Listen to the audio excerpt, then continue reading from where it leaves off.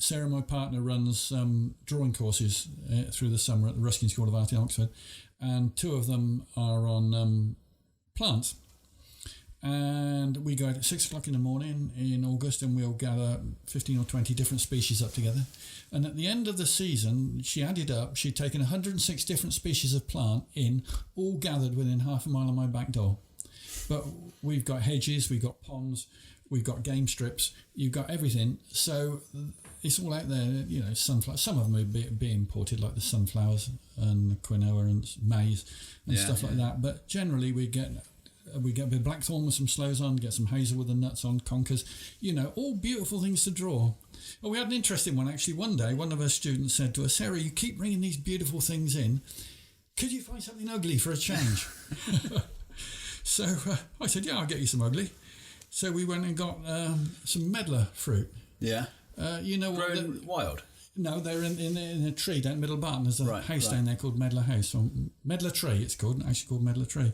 And you know what the colloquial name is for medlars, do you? No. Dog's asses. If ever you've seen a medlar one, is it edible? Oh yeah, you can make jam of them. So you go around and ask people if they want a dog's ass. Yeah, absolutely. But that's what the name is. Dog's asses. George, can you look up a dog's ass fruit? Medlar fruit. I don't know if you're going to get results on that. Otherwise known as. Yeah. There's going to be one up. No, I've never seen this. And then 1 or 2 other things we found. But when I started to think about it, in nature, there's a lot of beauty out there. There's a lot of beautiful things. The conkers, as children, you've got that lovely glossy sheen, and they're such a temptation to collect them, aren't they? Yeah. Things like that. Well, they keep moths away if you put them in your clothes drawer, don't they? Oh, do they? Well, that's what. Certainly, we put them in our drawers on the hope that we've been told they do. Oh.